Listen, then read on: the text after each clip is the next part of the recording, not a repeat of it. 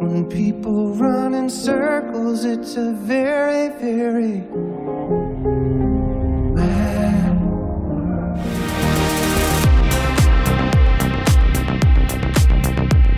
Hey everyone, welcome back to Let's Talk. I'm John and this is Matt, and today we're here to talk about Matt's favorite game of all time, Gears of War, which came out on the Xbox 360 in November of 2006, if you can believe it, 16 years ago. November 7th, right? Emergence Day. Yep, November 7th, 2006. E-Day. But before we dive into that, if you are a fan of game reviews like this, movie reviews, 4K Blu-ray reviews, tech reviews, we try to do them all here on the channel, and nothing helps out more than by liking this video and subscribing to the channel. And Matt, since this is your favorite game, why don't you tell them a little bit about it? So, let's see. Where do I begin with Gears of War?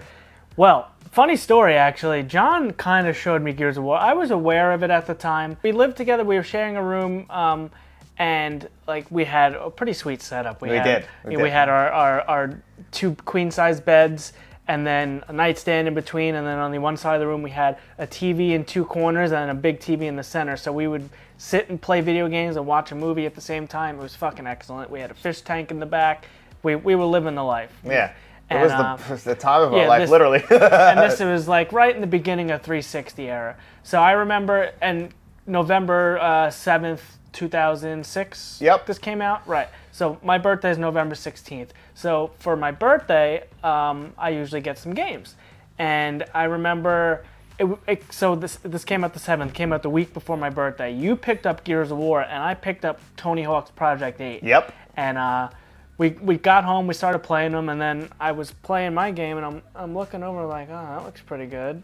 And so I tried it, and then lo and behold, next week for my birthday, I get my birthday money, we go to GameStop, and I pick up the special edition of Gears of War. And that exact one. That's this not is a rebuy. it. This is the one. Like, you can't really probably on camera, but there is a lot of miles on this. Like, look at all the scratches. Yeah, on it. the fingerprints, everything. Yeah, there's some miles on this puppy, and whew, this is the first game that really took advantage of the Xbox 360's just raw power. And they were pushing that at the time. Like, this was going to be the game that like really like took us to next gen. Because and it did. Yeah, because Xbox 360 came out in November of 2005. It was hard to get at first. PS3 and the Wii didn't come out till 06. And like we really hit next gen. They were pushing this game with one of the greatest game commercials you'll ever see. All around me are familiar faces. It's still the best game commercial. That's what really hooked me was the commercial. I was like, what is this game? Because I was like, all right, everyone's talking about it. The Game Awards were coming up, and they're like, this is going to win Game of the Year. Cliff Bleszinski was everywhere. Cliffy B. Yeah, he was, and he seemed like a cool guy. He was promoting this game. I follow him on Twitter, actually. Really? Yeah. Yeah, he seems like the most like genuine, like he just loves video games, and they put this game out, and it was just unbelievable. It took third-person shooters to the next level. The cover systems. So when we got this game, we still had a TV like that. We still had a CRT TV at the time. Let's not talk about what happened with TVs in that year. Because So I remember, I think it was for Christmas. So again, we got this around November time. So we played for a month or two until Christmas time. And for Christmas, I got my first HD TV. Yes, you I did. got a Magnavox 720p 32-inch flat screen TV, and when I plugged in my 360 with those composite cables, because I had the Pro model that came with the composite cables, and you just flipped the little switch. I had the core system with the 3 AV jacks. Yeah, so you flipped the little switch. He had a memory card and a wired controller. I was still coming off the PS2. I thought this was the way. I was like, I don't need all that. I don't need a hard drive. I was actually very worried when 360 came out because I was worried. Because remember when they did wireless controllers on PS2 and like they had that the big GameCube? brick? Yeah. Although the GameCube, the Wavebird, I believe it was Wasn't called. that heavy as shit, though? They were pretty heavy, but they actually did wireless right because it was a first party. Nintendo made that. But all the like Mad Cats and all that tried all this wireless stuff, and the wireless controllers never worked. So when I was getting the 360 and the wireless controller, I was like, this is gonna suck. I wish I had a wired controller. And I got it. Whew, boy, was I wrong. They figured it out. Yeah, it was perfect. You couldn't go back. Couldn't go back. Oh. And then when I went and flipped that switch to HD, it was just like, holy shit, this is next generation. That was, to this day, still the biggest jump in gaming was the Xbox 360 high definition on a HD TV. It just looked absolutely incredible. And then you put Gears of War, this visual showpiece, the way the art style of that game, just the dirty grittiness, the amount of detail they put into just little things. Like, this is a work of art. This is, to this day, still a beautiful game. And they remastered it not too long ago. And you can even download this on Game Pass PC, which is the preferred way to play this game, because Gears of War on PC is just, chef's kiss. It is amazing. It is just such a gorgeous game. But there's just so many things Gears of War did and just changed my life, because we were big Halo 2 guys. Yes. You know, that was our big jump from going from like the Xbox and PlayStation 2 to the 360 was we got to play online. Like Right. Perfect Dark Zero was our first introduction to playing online, but 360 and Gears of War, we first of all we found a lot of people that we still talk to now. Back to wireless. So my room was on the opposite side of the house of the router. Oh right? yes. So I remember when no one was home in the house and like the parents went out to eat or whatever, and I was home alone. And this is even before 360. I had a really, really long Ethernet cable that I used to bring my Xbox down to my buddy's house, the original Xbox, and we would do System Link on the original Halo. Which was always so much fun. And then when no one was home, I would run the cord across the entire house and plug it into the modem, and I would be able, and I used to play PS2 online. I remember playing Tony Hawk's Underground online. And I never got the Xbox to work because you had to pay for Xbox Live, and I didn't have access to it. So I didn't have Xbox Live until I got the 360 with the wireless adapter. Yes, and then that was it. So I remember for Christmas, I got my 360, I think in February. I had it pre-ordered, but I didn't get it till about February. But for Christmas, I remember getting the big Xbox Live starter kit box that came with the 12-month subscription, Microsoft points, and the Xbox headset. So they used to sell those in I had all that. time. I had the wireless adapter. I had all the accessories ready to rock and roll. So when I got my 360, I hooked everything up. I made a gamer tag, and it was off to the races for me. That's where the 360 is still our favorite console of all time. This is still my favorite game of all time. The multiplayer, because back to what we were saying, we were big Halo 2 guys. When I got my 360, all I played was Halo 2 because I'm trying to catch up on the few years that I missed. Yeah, you know, it was 04 to 06. All my friends played Halo 2 at school, and I'm over here just playing custom games by myself because I didn't have Xbox Live. So when I finally got my 360 and Xbox Live, I jumped on and I'm finally playing Halo 2 until Gears of War came out and just changed the name of the game, in my opinion. Yeah, and believe me, playing online was great. You had some amazing achievements. You had the weapon achievements, which really got you locked in. You had achievements for playing online. You had achievements for being the host, and everybody hated the host, or you were just jealous of the host. Well, I don't want to make this just about the Xbox 360, but you know, it introduced achievements, and it gave you a reason to play some games you would never play. Like if you were into achievements, which I am. Yeah. So, like certain games that you would never have thought you would play, let me try them out if I, get some achievements out of it, and then you end up liking the game. Or in Gears of War, for instance, there was weapon achievements. 100 kills with each weapon would net you an achievement for each weapon. So, like something like the torque bow or the grenade, something you wouldn't usually... Oh, the Hammer of Dawn. Or the Hammer of Dawn. Weapons that you wouldn't usually use or pick up, you're going to pick up to get a couple kills towards your achievement in each game. And it just gave you something to grind for, something to do. And then that little endorphin hit when that achievement unlocks. And you just feel accomplished. I just really love achievements. Some people could care less. I find it fun. And games like this, which I 1250'd all because 1,000 points was the max. And then DLC or something would add another 250. Same thing. So I got all the achievements in every version of Gears of War. Huge fan. The 10,000 kills online. The first, seriously, I still think is the greatest achievement they've ever put out. They tried to replicate it in the sequels, but just the fact it was simple. What was it, 10,000 kills? 10,000 kills in ranked matches. Yeah, so that was the achievement. People were like, I'm grinding for seriously, and you had to do it in ranked matches, so you were playing against good people. And if you remember, there was no respawns in Gears of War. It was 4-on-4. It's not 5, because now it's 5-on-5 Gears of War. So the original Gears was 4-on-4, and it was enter into the map, and then once you die, you're dead for that round. So like most of the games we would do, say, first to 19 rounds. So the first person to win 19 rounds wins the game. Some of these games would go half hour. Yeah, they took a long if people are time. hiding, camping. But you would go in, and then if you're dead, you're not respawning, and you're just watching, and then you're talking to your buddy, oh, he's around the corner, and I just remember even being dead, just having a great time, just talking to your buddies through the headset. Remember New Year's Eve that year? Like how much fun we had? Because I think the first DLC came out with the first DLC maps. There was like maybe 2 or 3 of them. I can't remember. Yeah. And I just remember playing on New Year's Eve and we're just playing Gears of War. Yeah, I think it was Garden. Garden, I remember specifically because it had all that. Because the look of this game is Garden, Bullet Marsh, Fuel Depot's regular one. There was one with the emulsion in the center. I forget the name of it. You start on the one side with the ramps and the other side.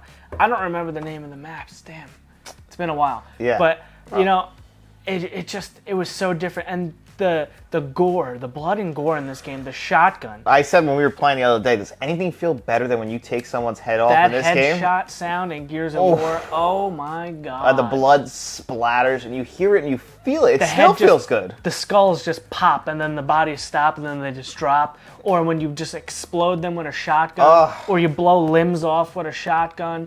It's just amazing. The big thing was the chainsaw with the Lancer. I remember everyone wanted to do that. Even if it's a little impractical, it's just cool to see. The chainsaw bayonet. Yep. Yeah. You start that thing up, just cut them in half. Oh my god. Because the graphic design of this is amazing. Like it's very like flat grays, browns, and then like the colors that are like on their uniform, the blues and the reds, that like pops because it's like just such a flat colored game, but it works perfectly for this. It really does. The third person nature of this game is phenomenal. The cover system, just like we didn't have cover systems like this. This took it to the next level. Just peeking your head over with a sniper, take someone's head off, or someone takes your head off.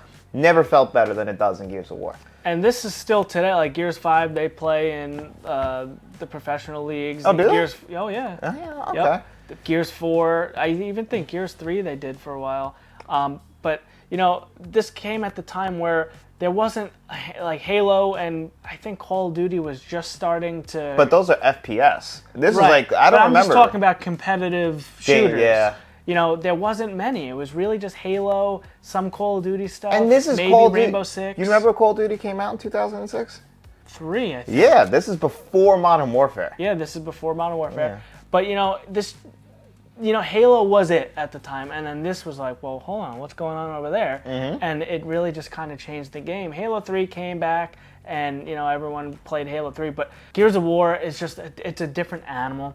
And even the story is just amazing. It is. It really gets you wrapped up. And now they're in making a movie about it. Yep, they're making a movie on Netflix. And a TV show. And an adult animated show, they labeled it. Now, hopefully, because Marcus Phoenix is one of the most iconic characters in video game history, I'm hoping that we can actually get Dave Bautista, because A, he wants to do it, and that voice matches up pretty damn well. So I hope, he really is pushing for it, and he's the one of the main reasons they're actually making the movie, so I hope they do cast him as Marcus Phoenix. I think it would be perfect casting. You know, I got some ideas for the other characters that you could do in there, but, you know, there's a lot of ways you can go. Pedro Pascal for... I was thinking about Pedro, too. For Dom, right? Yeah. Yeah, I think that he would be great casting for Dom. Or the guy who plays the Punisher. Oh my God, John. Can't protect Rick. John Bernthal, who I also love. He looks like he could pull off the Dom. He definitely can, and he's a great actor. Yeah, you know, like he just everything. Coltrane, I think would have to be like probably Terry Crews, right? I thought Terry Crews, but right? Yeah, because he's got the energy for it. Terry Crews would be a great. But actually, Coltrane. if you the guy who voices Cole, he looks like him, right? Looks like him, yeah. But how old is he now? It's been 16 years. But that'd be because he's got a pretty. I mean, they all have pretty iconic voices. Well, the guy who voices Marcus Phoenix is like a legit voice actor, and he just like all over the place. Like that's the guy who voices Bender from Futurama. Like that guy could take his voices to places. I mean, he doesn't look like Marcus Phoenix, but he's got the voice. Right. That's why I said Batista. Batista looks like Marcus. Yeah, we're just dreaming right now, but I can't wait to see what they do with that because the story and the world that they created in this. You know, 4 kind of lost me. The original trilogy where Cliffy B was at the helm. And Cliffy he B said this. And Rod Ferguson. Those two, this was their baby. This was Epic Games. When they went to Gears 4, I was a little cold on it at the beginning, then I warmed up to it. And Gears 5, I'm just, you know, it's not that it's a bad game. It's just, it's not the same. I don't know. Cliffy B actually said this in an interview recently. He's like, ever since the Coalition took over from like when he sold it, is that it feels like it lost the heart. I guess I could say that, but it's just, it feels so different from the original to that. Maybe it's just I'm getting tired of that formula or that story, but I don't know, because we started playing Gears of War 1 the other night, because he hasn't played the Ultimate Edition on the Series X or last anything time I yet. played the original was on the original edition. I played this game a million times, and I can play it another million times. It's just that good. And Gears of War 2 is still a fantastic game, and I even like Gears 3 a lot. It's just 4 and 5 is where it starts to go downhill for me, and then Judgment really wasn't that bad. It's just they totally threw the playbook out the window, and they changed the controls. They changed the way the characters move a little bit. It's just, that's a whole different studio. I think People Can Fly did that one. Yep. It's definitely worth a play if you're into the franchise. But again, start with the original. You can download both of these on Game Pass, the 360 version or the Ultimate Edition. The Ultimate Edition is actually a port of the original PC version that has an extra few... And People Can Fly did that, didn't they? No. No? It has a few extra chapters. I thought they did the PC version. It has a few extra chapters in Act 5, I believe. There's the whole section with a Brumach that is not in the 360 version. Huh, I actually didn't know that. I know that you played the 360 version that came out in 06. I think you might have made a PC just to play I did. You did, right? Yeah, I built a PC just to play the PC version Which at came the out time in 07. because I had a separate achievement list plus those extra chapters that I was talking about. And that's 15 years ago. Do you think Matt actually has changed his mind on a separate achievement list for a game? Because last night me and Matt are talking, and he wants to play Need for Speeds, and he's going through to see if he could stack them. So here's the PC version of Gears of War. and that's the original. About that. And that's the original one, right? Yep. Matt has played Gears of War many, many times. I love Gears of War. It's not my favorite game of all time, but it is in my top 5 games of all time just because of the memories. I don't have a tattoo that shows Gears of War, though, but that's all Matt for you. I have a bit of a Gears of War tattoo. Yeah. But, you know, I mean, you could, once we do the tour around my room, I'll show you everything. I picked out some of the bigger pieces of the Gears of War stuff that I have, but there's just a ton of Gears of War stuff around here just because that is my favorite game of all time. It's just so incredible, but I can't wait to see what they do with this movie. They're probably going to ruin it, like they ruin everything. Although The Last of Us show does look good. It does, but we don't know how that's going to turn out either. Yeah. Because, like, you know, the Resident Evil movies, they're not the greatest. They definitely don't wrap up into the game, that's for sure. No, so I'm curious to see what they do with this. Although I said the same thing when Sonic came out. I was like, how the fuck are you going to make a movie about Sonic the Hedgehog? And I love those movies. Yeah, those are probably the best gaming movies. And I have a soft spot for the most recent Mortal Kombat film. I know a lot of people kind of shit on it, but I had a lot of fun with it. So I'm excited for the sequel to that. I mean, other than that, there's not been many good video game movies. It's almost like expected to fail. Like the Assassin's Creed movie is just atrocious, and I love Michael Fassbender. So we'll see what happens. But anyway, that's going to do it for us here on our Gears of War deep dive. What are your thoughts on Gears of War? Are you guys a fan? Did you guys play this back in 2006? Have you never played it and you're going to try it out now? Let us know in the comment section below. And while you're down there, don't forget to like this video and subscribe to the channel.